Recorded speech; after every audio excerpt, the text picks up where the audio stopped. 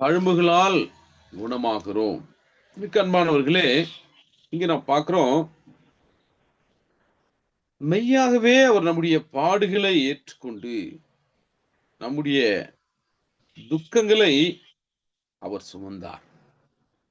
இயேசாண்டவர் இந்த பூமிக்கு வந்ததின் நோக்கத்தை நாம் பார்க்கும்போது, அவர் நம்முடைய பாடுகளை ஏற்றுக்கொள்ளவும், நம்முடைய துக்கங்களை சுமந்து கொள்ளும்படியாகவே இந்த பூமிக்கு வந்திருக்கிறார். அந்த ஆதியாமத்துல வாசிக்கும்போது மனுஷனுடைய கீழ்ப்படியாமை, அதனால் அங்கேயே ரத்தம் சிந்தப்பட்டிருக்கிறது. அவர்களுக்கு தோல் உடையை தேவன் ஏற்படுத்தினார் என்று நமக்கு சொல்லப்பட்டிருக்கிறது. இன்னைக்கு நான் பார்க்கிறோம், நம்முடைய பாவங்களை நிவிர்த்தி செய்கிற கிருபாதார பலியாக ஆண்டவராக இயேசு இந்த பூமிக்கு வந்ததை பார்க்கிறோம். இந்த பகுதியை நாம் பார்க்கும்போது 5ஆம் வசனம் சொல்லுது, நம்முடைய மீறுதல் நிமித்தம் அவர் காயப்பட்டார். நம்முடைய மீறுதல்கள் மீறி மீறி போவது. அதை நாம் பார்க்கும்போது ரோமர் 5ஆம் அதிகாரத்துக்கு வரும்போது இங்க ஆண்டுடைய வார்த்தை சொல்லுது, ரோமர் 5ஆம் அதிகாரத்துல 18ஆம் வசனம், ஆகையால் ஒரே மீறுதல்னாலே எல்லா மனுஷரும் ஆக்கினிக்கு ஏதுவான தீர்ப்பு உண்டானது போல, ஒரே நீதியினாலே எல்லா மனுஷருக்கும் ஜீவனை அளிக்கும் நீதிக்கு ஏதுவான தீர்ப்பு உண்டாயிற்று. அன்றியும் ஒரே மனுஷனுடைய கீழ்ப்படியாமையினாலே அநேகர் பாவிகள் ஆக்கப்பட்டது போல, ஒருவருடைய கீழ்ப்படியதனாலே அநேகர் நீதிமான்கள் ஆக்கப்படுவார்கள் அப்படின்னு இங்கு பவுல் ரோமருக்கு எழுதுகிறார். ஒருவருடைய மீறுதல், அவர் யார் நாம் பார்க்கிறோம், ஆதாமுடைய நம்முடைய ஒரு பிதாவாகிய தேவன் படைத்த முதல் மனுஷன் அவருடைய மீறுதல்கள் பாருங்க. அதே சுபாவத்தை தான் நாமும் இந்த நாட்களில் கொண்டிருக்கிறோம். எத்தனையோ வேலைகள்ல தேவனுடைய வார்த்தை நமக்கு வரும்போது அல்லது வாசிக்கும் போது கேட்கும்போது தேவனுடைய வார்த்தையை மீறி அநேக வேலைகளை நாம் நடக்கிறோம். இங்க நாம் பார்க்கிறோம், நம்முடைய மீறுதல்கள் நிமித்தம் அவர் என்ன செய்தார்? தேவனுடைய வார்த்தை சொல்லுது, காயப்பட்டாராம். நம்முடைய மீறுதல்களுக்காக தான் காயப்பட்டாராம். நாட்கள சிலுவையின் பாடுகளையும், சிலுவையில இயேசாண்டவர் எனக்காக உங்களுக்காக பட்ட பாடுகளை நாம் நினைவு கூறுகிறோம். அவர் பட்ட பாடுகள், அவரை படுத்தின அவமானங்கள், அவர் சகித்ததை நாம் பார்க்கிறோம். கெத்செமனே தோட்டத்தினுடைய ஜெபத்தை நாம் வேதத்துல வாசிக்கிறோம். அவர் எப்படி ஜெபித்தார், அவர் ரத்தம் வேர்வையாக சிந்துகிற அளவுக்கு, அந்த அளவுக்கு அவர் ஜெபித்தார். நம்முடைய பாவங்கள் அவ்வளோ பயங்கரமான தேவனுடைய வார்த்தை சொல்லுது. மத்தேயு சுவிசேஷம் 26ஆம் அதிகாரத்துல 26ஆம் அதிகாரம் 38ஆம் வசனத்திலிருந்து, அப்போது அவர், என் ஆத்துமா மரணத்துக்கு ஏதுவான துக்கம் கொண்டிருக்கிறது, நீங்கள் இங்கே தங்கி என்னோடு கூட விழுத்திருங்கள் என்று சொல்லி சற்று அப்புறம் போய் முகம் குப்புற விழுந்து, என் பிதாவே, இந்த பாத்திரம் என்னை விட்டு நீங்க கூடுமானால் நீங்கும்படி செய்யும், ஆகிலும் என் சித்தத்தின்படி அல்ல உம்முடைய சித்தத்தின்படியே ஆக கடவுது என்று ஜெபம் பண்ணினாராம். பாருங்க, கெத்செமனே தோட்டத்தினுடைய ஜெபத்தினுடைய காரியத்தை நாம் பார்க்கும்போது ஆண்டவர் அவருடைய ஆத்மாவில ஏதுவான துக்கத்தை கொண்டிருந்தாராம். அப்போ சீடர்களை பார்த்து சொல்றாரு, நீங்க இங்க தங்கி விழுத்திருங்கள் அப்படின்னு சொல்றாரு. அதுக்கு பிறகு பார்க்கும்போது சோதனைக்கு உட்படாதபடி ஜெபியுங்கள் அப்படி சொன்னார். ஆனால் ஆண்டவர் என்ன செய்தார்னு பார்க்கும்போது சற்று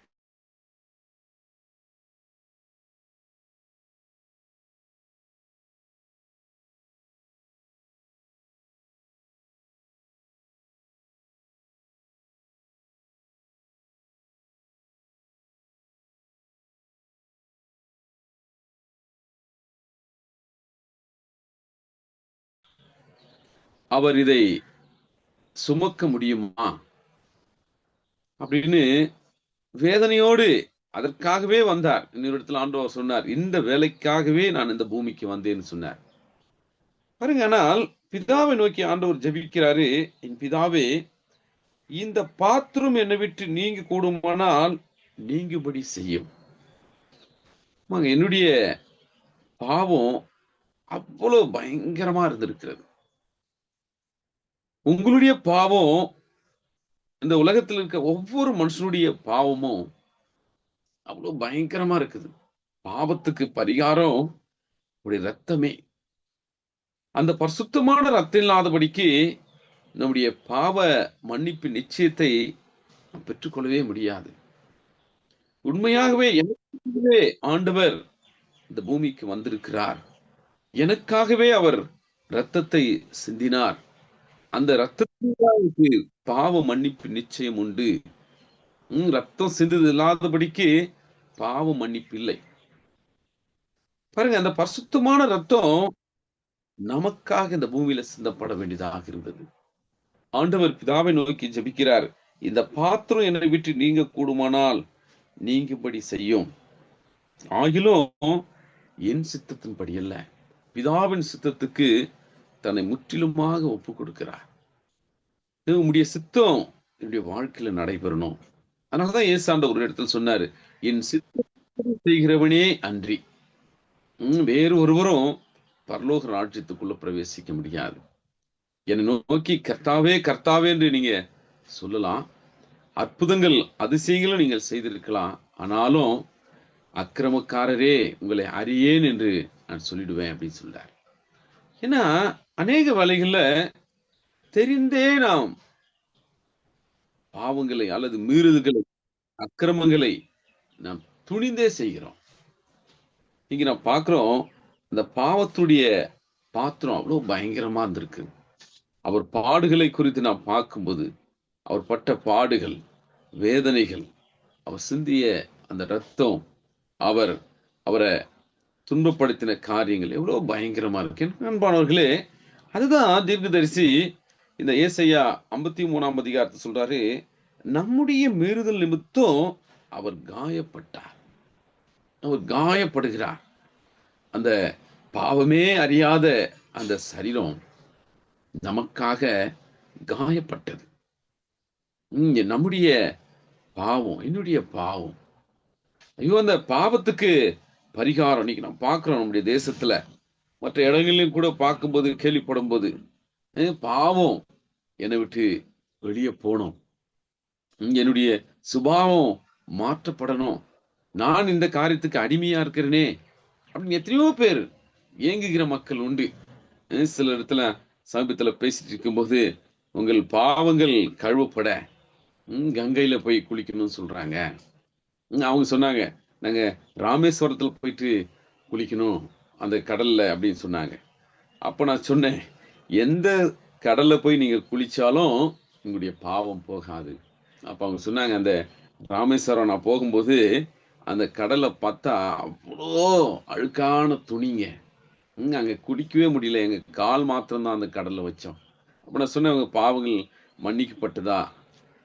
ஒரு சகோதரனை பார்த்து சொன்னேன், நான் நீ எவ்வளவு தூரம் எத்தனை கோயில்களுக்கு சென்றாலும் உன்னுடைய சுபாவத்தை மாற்ற முடியாது. நீ பேசுற பொய்யிலிருந்து உனக்கு விடுதலை வராது. உனக்கு உண்மையான சமாதானத்தையும் சந்தோஷத்தையும் தர முடியாது. ஒரே ஒரு இடம், ஏசாண்டுடைய சிலுவை. சிலுவை அன்றிலே நீ வரும்போது, சிலுவை அன்றிலே உன்னை தாழ்த்தும் போது, உன்னுடைய அபாத்திர தன்மையை ஆவியானவர் உனக்கு வெளிப்படுத்தி காண்பிக்கும் போது, நீ தாழ்த்தி ஆண்டவரே என்று நீ அவரை நோக்கி கூப்பிடும் போது, உனக்கு கிருபை அளிக்கிற தேவன், உன் பாவங்களை மன்னிக்கக்கூடிய தேவன். அங்கு மாத்திரமே பாவ மன்னிப்பு நிச்சயம் கிடைக்கும், வேற எங்கேயுமே கிடைக்காது. எனக்கு அன்பானவர்களே, இது தீர்க்கதரிசி சொல்றாரு, நம்முடைய மீறுதல் நிமித்தம் அவர் காயப்பட்டு, நம்முடைய அக்கிரமங்கள் நிமித்தம் அவர் நொறுக்கப்பட்டார். நொறுக்கப்படுகிற சம்பவம். அவரை ஏசாண்டவரை அவர் அந்த மக்கள் அதிகாரிகள் வாரினால் அடிக்கப்பட்ட போது, அவருடைய சரீரமானது விற்கப்பட்டதுன்னு பார்க்கிறோம். மாறினால் அடித்து. அன்பானவர்களே, அந்த அக்கிரமம் நீங்கும்படியான காரியத்தை குறித்து ரோமர் 5ஆம் அதிகாரத்துக்கு வரும்போது 6ஆம் வசனம் சொல்றது, அன்றியும் நாம் பலனற்றவர்களாய் இருக்கும் போதே குறித்த காலத்தில் கிறிஸ்து அக்கிரமக்காரருக்காக மரித்தார். நாம் பலம் அற்றவர்களாக இருக்கும் போதே, நான் ஆண்டவரை அறியாத குடும்பத்தில் பிறந்து வளர்ந்தவன். ஒரு குறிப்பிட்ட வயசு வரைக்கும் எத்தனையோ காரியங்களை கடவுள் என்று சொல்ற காரியத்துக்கு வழிபாடுகள் இருந்தவன். ஆனால் என்னுடைய வாழ்க்கையில உண்மையான விதத்துல இந்த பாவத்திலிருந்து எனக்கு விடுதலை வேணும், இந்த அடிமைத்தனத்திலிருந்து எனக்கு விடுதலை வேணும்னு விரும்பினேன். நான் எத்தனையோ கோயில்களுக்கெல்லாம் சென்றேன், பொருத்தனைகள்லாம் பண்ணினேன். எங்கேயுமே அதுக்கான வழிகள் இல்லை. ஏன்னா என்னுடைய பாவம், என்னுடைய தாவீது சொல்றபடி என்னுடைய பாவம் எனக்கு கண் முன்பாக நிற்கிறது.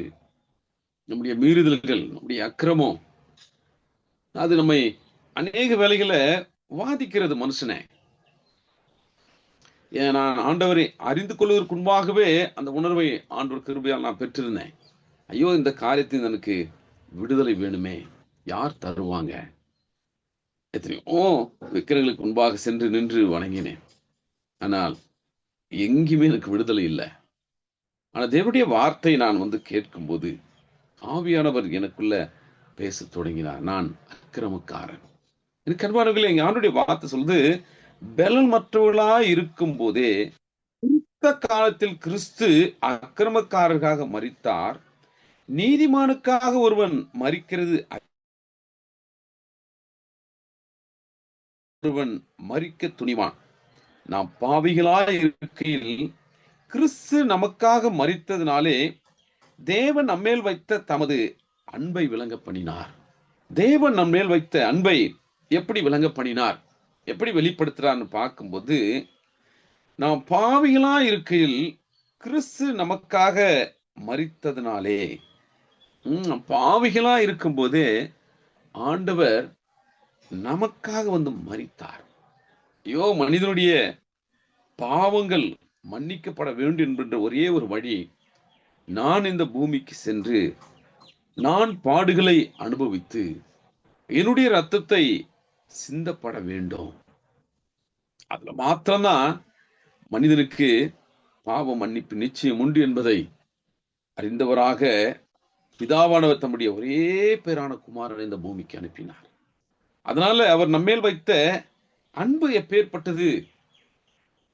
இன்னைக்கு இந்த உலக பிரகாரமான அன்பு நாம் பார்க்கும்போது அநேக வேளைகள்ல அது மறைஞ்சு போகுது, அல்லது கொடுக்கல் வாங்கல் இந்த காரியங்கள் இருக்கும்போது, அல்லது அவர்களுக்கு சாதகமாக பேசும்போது சிலர் அன்பாக பேசுற மாதிரி இருப்பாங்க. அநேக வேளைகளை மனிதனுடைய அன்பு ஏமாற்றக்கூடியதாகவே இருக்கிறது.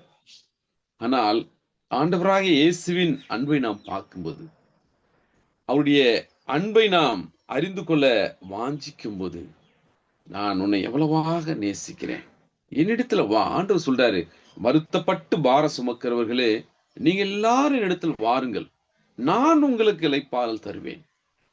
பாருங்க, இது வேற யாருமே இந்த அழைப்பை கொடுக்கவும் முடியாது, இளைப்பாறுதல் தரவும் முடியாது. என்னிடத்தில் வாருங்கள், என்னிடத்தில் கற்றுக்கொள்ளுங்கள் என்று இயேசு ஆண்டு சொல்றார்.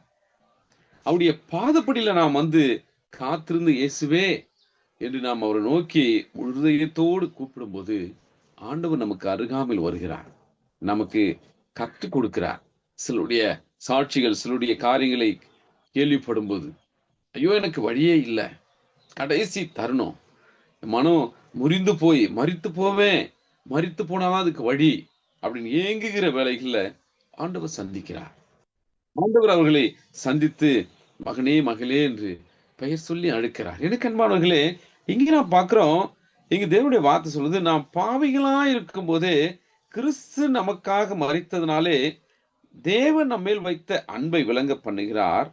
இப்படி நாம் அவருடைய இரத்தத்தினாலே நீதிமான்கள் ஆக்கப்பட்டிருக்க, கோபகணைக்கு நீங்களாக அவராலே நாம் ரட்சிக்கப்படுவது அதிக நிச்சயம் அல்லவா? கோப ஆக்கினைக்கு ஏதுவானவர்கள் நாம். இங்கே ஆண்டுடைய வார்த்தை சொல்லுது,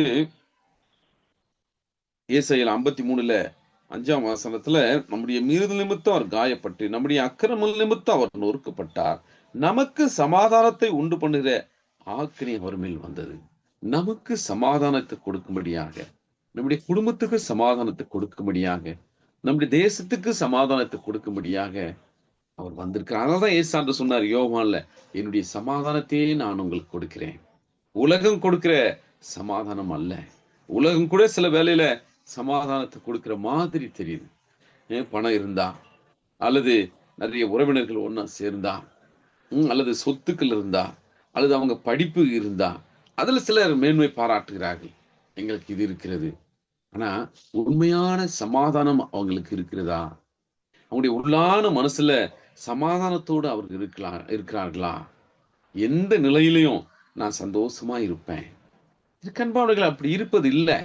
உலகம் கொடுக்கிற சமாதானம் அல்லது இந்த உலகம் கொடுக்கிற சிற்றின்பம் ஏதோ கொஞ்ச நேரத்துக்கு, கொஞ்ச நாட்களுக்கு தான். ஆனால் ஆண்டவராய் இயேசு கிறிஸ்து நமக்கு கொடுக்கிற சமாதானம், ஆண்டவர் சொன்னார், என்னுடைய சமாதானத்தையே நான் உங்களுக்கு கொடுக்கிறேன். அவர் சமாதான பிரபு என்று தேவனுடைய வார்த்தை சொல்லுது. ஏசாயா அதை சொல்றார். அவர் சமாதானத்தின் பிரபு. அவர் போகிற இடம் சமாதானம். அவர் தங்கியிருக்கிற இருதயம் சமாதானம். அவர் எங்கு சென்றாலும் அங்கு சமாதானத்தை பார்க்க முடியும். சமாதானம் உள்ள காரியத்தை நாம் பெற்றுக்கொள்ள ஒரே ஒரு இடம் ஏசாண்டுடைய சிலுவையே. கண்பாடுகளை இங்கு நாம் தொடர்ந்து ரோமர்ல வாசிக்கும் போது இங்க ஆண்டுடைய வார்த்தை சொல்லுது, நாம் தேவனுக்கு சத்துருட்டா இருக்கையில் அவருடைய குமாரனின் மரணத்தினாலே அவருடனே ஒப்புருவாக்கப்பட்டோமானால், ஒப்புருவாக்கப்பட்ட பின் நாம் அவருடைய ஜீவனாலே ரட்சிக்கப்படுவது அதிக நிச்சயமாமே. அதுவும் இல்லாமல் இப்போது ஒப்புருவாவதை நமக்கு கிடைக்க பண்ணின நம்முடைய கர்த்தராகிய இயேசு கிறிஸ்து மூலமாய் நாம் தேவனை பற்றியும் மேன்மை பாராட்டுகிறோம். இப்படியே ஒரே மனுஷனாலே பாவமும் பாவத்தினாலே மரணமும் உலகத்திலே பிரவேசித்தது போலவும், எல்லா மனுஷரும் பாவம் செய்தபடியா மரணம் எல்லாருக்கும் வந்தது போல இதுவும் ஆயிற்று. ஆனால் இவைகளில் இருந்து நம்ம எல்லாருக்கும் விடுதலையும் மன்னிப்பையும் கொடுக்கக்கூடிய ஒரே ஒரு வழி ஏசாண்டுடைய சிலுவையே. உண்மையாகவே என்னுடைய மீறுதல் நிமித்தம் அவர் காயப்பட்டார் என்று ஒரு மனுஷன் நினைக்கும் போது, உணரும் போது, சிலுவை நோக்கி வரும்போது, சிலுவை அன்றை பாதப்படியில காத்திருக்கும் போது எப்பேற்பட்ட சமாதானம். கண்பானவர்களே, இங்க நான் பார்க்கிறோம், நம்முடைய மீறுதல் நிமித்தம் அவர் காயப்பட்டு, நம்முடைய அக்கிரமல் நிமித்தம் அவர் நொறுக்கப்பட்டார்.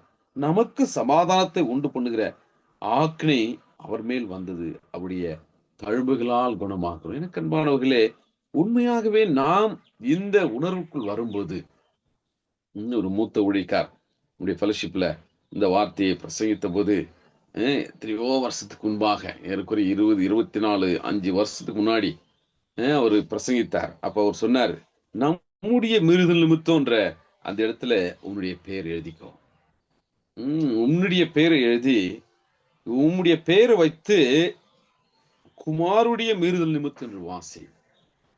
ஆண்டவரே, உண்மையாகவே இதை நாம் உணர வேண்டும். என்னுடைய மீறுதல் நிமித்தம் தான் அவர் காயப்பட்டார். என்னுடைய அக்கிரமத்தில் தான் அவர் நொறுக்கப்பட்டார். எனக்கு சமாதானத்தை உண்டு பண்ணுகிற ஆக்கினி அவர் மேல் வந்தது. அவருடைய தழும்புகளால் நான் குணமாகிறேன். உண்மையாகவே இதை விசுவாசத்தோடு நாம் அறிக்கிடும் போது, உண்மையாகவே ஆண்டவர் எனக்காக தான் இந்த பூமியில வந்து இந்த பாடுகளுக்குள்ள தன்னை உட்படுத்தி கொண்டு அவர் ரத்தத்தை மரித்து மறுபடியும் உயிரோடு எழுந்தார். மறுபடியும் அவர் வரப்போகிறார். அவரை சந்திக்க நான் ஆயத்தமா இருக்கணும். ஒரு ஆயத்தமுள்ள வாழ்க்கையை வாழணும். ரட்சிப்பின் பாத்திரத்தை எடுத்துக்கொண்டு அவரை துதிக்க வேண்டும் என்று சங்கீதக்காரர் சொல்கிறார். அந்த ரட்சிப்பு எனக்கு வேண்டும், நமக்கு வேண்டும். அப்படி நமக்கு இருக்கும்போது தேவன் உண்மையான விதத்தில் அநேகர்களுக்கு நம்மை ஆசீர்வாதமாக வைத்து, அநேகர் மூலமாக இயேசு கிறிஸ்துவை அறிந்து கொள்ளும்படியாகவும் ஆண்டவர் கிருபை செய்வார். அந்த கிருபைகளை தேவன் இது நாட்கள் நமக்கு தரும்படியாக ஜெபிக்கலாம். வெளியேற பெற்ற ஆண்டவரே, நல்ல தேவனே, இயேசுவே, உம்மை துதிக்கிறேன் சுவாமி, ஸ்தோத்திரிக்கிறேன். சிலுவையில் ஆண்டவரே, எனக்காக, எங்களுக்காக, இந்த உலகத்தில் இருக்கிற எல்லா மனிதருக்காக, மரித்தவர்களுக்காக, இருக்கிறவர்களுக்காக, பிறக்காக, ஆண்டவரே, உம்முடைய பரிசுத்தமான இரத்தத்தை சிந்தும்படியாக இந்த பூமிக்கு ஆண்டவரே வந்தவரே, உம்மை துதிக்கிறேன் சுவாமி, ஸ்தோத்திரிக்கிறேன்.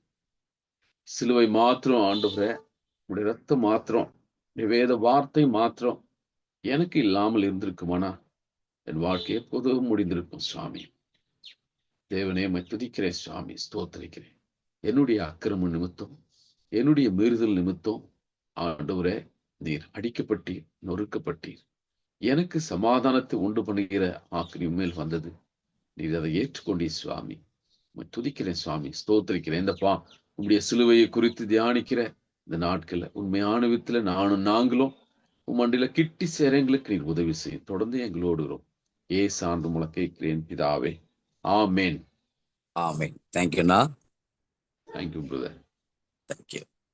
கிறிஸ்துவுக்குள் பிரியமானவர்களே, இதனால கூட நாம் கர்த்தருடைய வார்த்தையை கேட்டோம். அன்பானவர்களே, என்னுடைய அக்கிரமம், என்னுடைய மீறுதல் பார்த்தீங்க அப்படின்னா அவருக்கு ஆக்கினை என்ன செஞ்சது கொண்டு வந்த பிரியமானவர்களே, இயேசு ஆண்டவர் என்னுடைய அக்கிரமத்தின் நிமித்தமாக அவர் நொறுக்கப்பட்டார் என்பது எவ்வளவு ஒரு அன்பானவர்களே, ஒரு நாள் நம்ம என்ன செய்யக்கூடாது, மறந்துடக்கூடாது. என்னுடைய பாவம், நம்முடைய பாவம் தான் அவரை சிலுவையில அறைய வைத்ததுங்கிறத நம்ம ஒரு நாளும் மறந்துடக்கூடாது. எனக்கு சமாதானத்தை ஆண்டவர் கொடுத்தாரு, அதுபோல நம்ம ஒவ்வொருவருக்கும் ஆண்டவர் சமாதானத்தை கொடுத்திருக்கிறார். பிரியமானவர்களே, நாம் ஆண்டவர் கொடுத்த இந்த சமாதானத்தை நாம் என்ன செய்யணும்? மற்ற ஜனங்களுக்கு, இந்த உலகத்துல எத்தனையோ ஜனங்கள் சமாதானத்துக்காக அவங்க இயங்கிக்கிட்டு இருக்கிறாங்க. எத்தனை குடும்பங்கள்ல அன்பானவர்களே, நான் கூட நேற்று கூட ஹவுஸ் சூப்பர்வைசிங் போகும்போது கூட ஒரு டீச்சர் சொன்னாங்க, அவங்க கணவர் பார்த்தீங்க அப்படின்னா ஆண்டவர் அறியாதவங்க தான்.